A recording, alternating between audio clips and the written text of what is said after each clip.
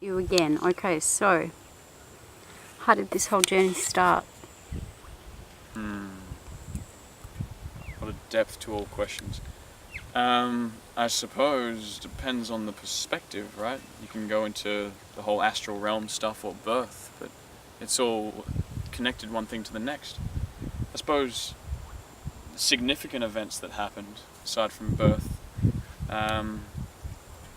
was June 17th, 2013. I woke to a very loud banging sound at my front door, and I'd previously been manifesting a kick up the arse to get me spurred on a spiritual journey, but I didn't at the time realize how literal manifesting really is. And so I awake to this deafeningly loud sound, fearing that there's a home invasion or that my brother has pissed someone off and they're coming in with a gun.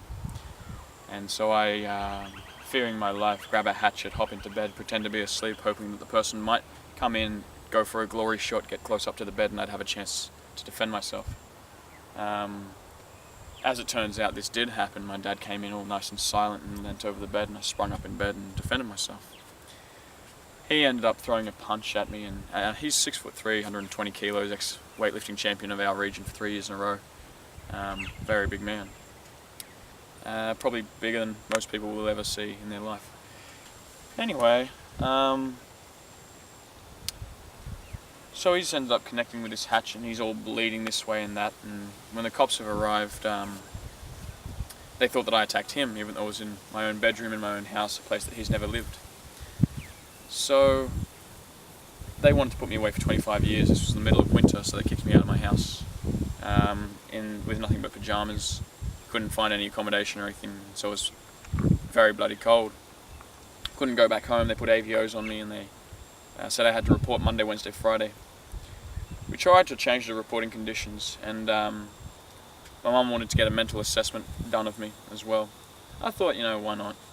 But it turned out just to have too many weirdnesses to it. Anyway, my lawyer said it sounds like they're trying to frame you, so it'd be best if you just get out of the country. He did the whole lawyer speak, I'm not advising that you do this, but if I was in your position, here's what I would do. Denying liability sort of stuff. Anyway, I hopped on a train on a Friday night after I'd reported it on the morning, and headed up to Newcastle and continued hitchhiking throughout the night till I got to about Brisbane in the morning, about 5 a.m, slept in the middle of the highway and all that sort of jazz. During the journey I figured I'd go with a fake name, so I was using the name Carlu Luna at the time, just in case anyone wanted to scan me and find me. Couldn't contact my mum at the time either, because I figured while she would act out of her best intentions, she'd probably call the police and say where I was.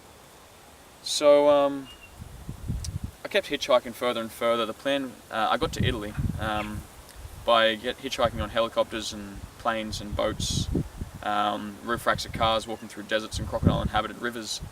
And one of the along the way, I was just sort of overwhelmed by people's generosity, and I was getting everything I needed for life: food, shelter, clothing, everything. And I knew that in order to protect my journey, to make it a safe journey around, I would need to really pump the good karma out.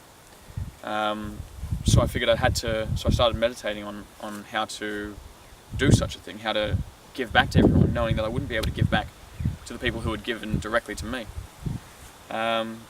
So I figured, what do they need? I'd pondered on Maslow's hierarchy of needs, and I thought food, shelter, water.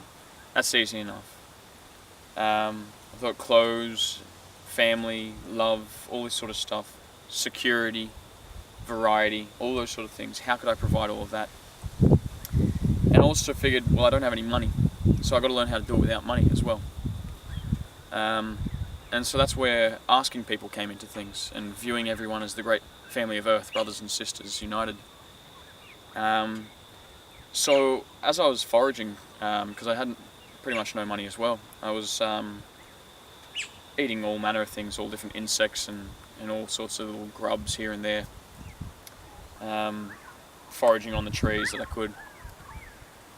So I was also collecting a lot of seeds, all the seeds of the plants I was eating, and so So I had this sack that when I got to Italy, the plan was basically to grow a food forest, because I'd already been experimenting with growing food forests in different climates and situations. And I also knew that I couldn't likely be around to manage each of the places. So I figured there had to be some way that nature does this, because there's no one going around with a little watering can watering the whole Blue Mountains. So I figured there's got to be a mechanism in place.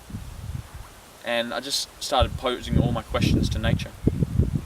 Because after all, you go into the idea of, if you were the only person on the planet, or the first person on the planet, how would you learn everything? Because there was a time before schools, there was a time before money. So how are things done then? It's pretty simple. You just observe it, you experience it, you use your senses, the only real knowledge that you have. And you just draw conclusions, become aware of what can exist without another. Like planets can exist without water, so planets came before water. Animals can't exist without water, so animals came after water. Stuff like that. So anyway,